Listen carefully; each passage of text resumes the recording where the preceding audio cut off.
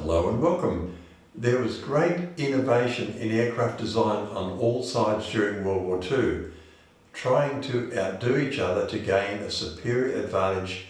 The race to produce a faster, more manoeuvrable fighter or an aircraft capable of carrying a heavier load further and faster. To test fly these prototypes, the Germans recruited from the high performance glider schools.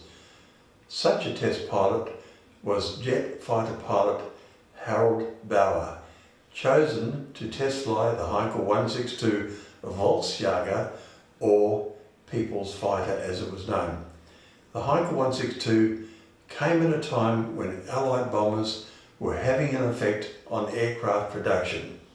This single-engine jet-powered fighter aircraft was developed under the Emergency Fighter Program, built quickly and made primarily of wood, as metals were in very short supply and prioritised for other aircraft.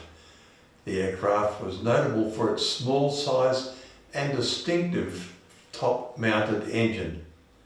This made bailing out of the aircraft without heating the engine difficult, and the 162 is thus also notable as the first single-engine aircraft to mount an ejection seat in an operational setting. Although production lines were set up and deliveries began, the state of Germany by that time made the effort pointless. Of just less than 1,000 examples on the assembly lines, only about 120 were delivered to the airfields, and most of those never flew, lacking parts, fuel and pilots.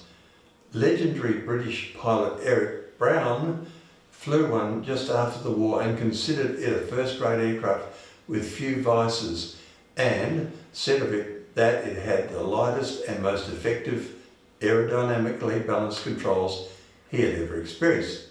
What do you remember of the captured German aircraft exhibition in 1945? Oh, a lot, because I was very involved.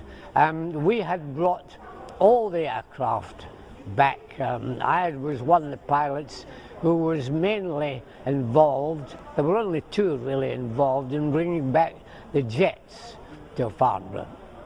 And then we had the exhibition, and we were each assigned, when I say each, we only had 4 pilots in Aeroflight at that time, an aircraft to demonstrate during that week. And I was demonstrating the Heinkel-162, which was the little Volksjäger. And I think it was the Thursday or the Friday, I'm not sure which, the chap who was demonstrating the Me-262 suddenly had a sore throat and couldn't fly. So I was asked to take on the 262 and handed over the 162 to somebody who had flown it, but not a lot. He had been a prisoner of war. Now, I really don't know what he was doing at Farnborough, because he certainly wasn't what I call up to date with what went on. But I briefed him to the best of my ability. But unfortunately, on the day, he got carried away a bit, I think, with the occasion, and decided to do what I'd advised him not to do, and we had a fatal accident. So that rather marred the last part of the exhibition, but otherwise it was a great success. So there was a flying display. Were you doing aerobatics? That's correct, yes. And the Heinkel-162 wasn't a great aerobatic airplane, because the jet engine, the BMW 003 jet engine, would only stand 3 seconds of inverted flight. So you had to get round pretty quick, but it had a marvellous rate of roll, so that was no worry, really. General Adolf Galland, the inspector of fighters, reasoned that the Allies' superior numbers had to be countered with superior technology, and demanded that all possible effort be put into increasing the production of the Messerschmitt Me-262, even if that meant reducing production of other aircraft in the meantime. Galland didn't prevail, as Reich Marshal Hermann Goering and Armaments Minister Albert Speer thought that the Me-262's unreliable power plant meant there would be merely more of them on the ground waiting for parts than would ever arrive, or for fuel that was not available.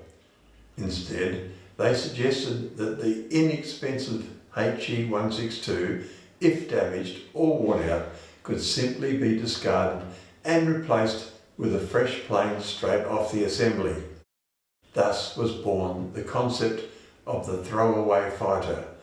From design to prototype took an astounding 90 days. That was quick. This was despite the fact that the factory in Wuppertal making Tego film plywood glue had been bombed by the Royal Air Force and the replacement glue had to be quickly substituted. The replacement adhesive was highly acidic and disintegrated the wooden parts it was intended to be fastening. Here is Harald Bauer at the Western Museum of Flight talking about his experiences. Did the 162 in the final version still have wooden wings? Yes. The wings weren't changed, but the aspect ratio and the angle of the rudder was changed, and the length of the fuselage was changed in answer to all the reports that they had from various sources. So, as I said before, they changed really the 162 from week to week made to take care of all the deficiencies that were reported. Thank you for watching. Comment if you want to add to the conversation. Like, subscribe and hit the notify bell to encourage new content.